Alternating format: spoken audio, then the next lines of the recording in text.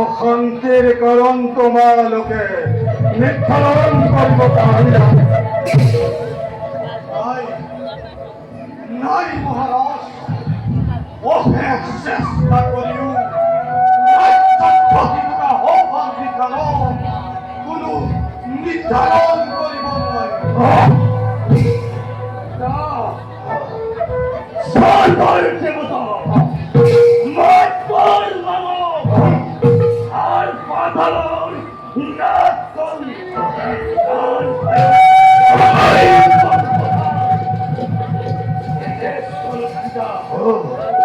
আমার রাজ্যের লবণ নয় সব বুঝে করিব একু সম্ভেদ না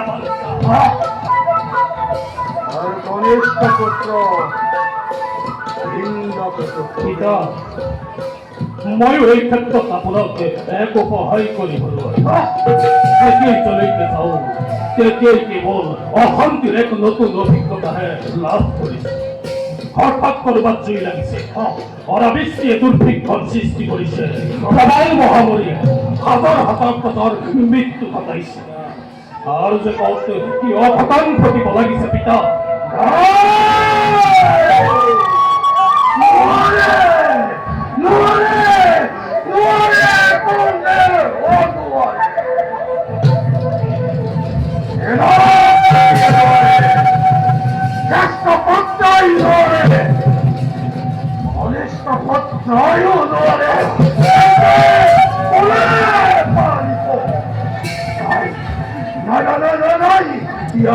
ইয়াৰ বিষয় লৈ মই নিজাকে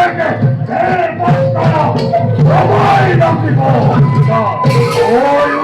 নহলে স্বৰ্গৰ দেৱতা আৰু পাতালৰ কৰি হেলো এই অশান্তিৰ কাৰণ মই নিৰ্ধাৰণ কৰিব লাগিব।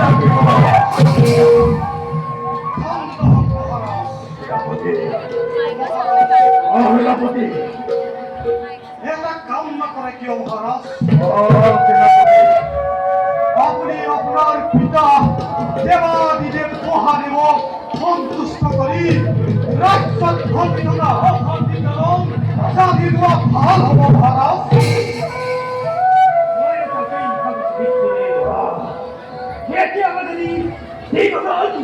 কৰিব লগা প্ৰথমতে পিতা এই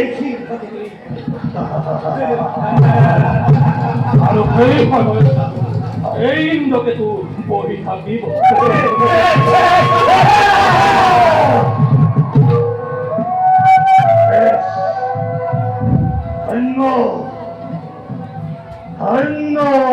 সেনাপতি তোমার প্রশংসে সবাই তোমার বীরসিত ভাবে বেশ বেশ কালী নয়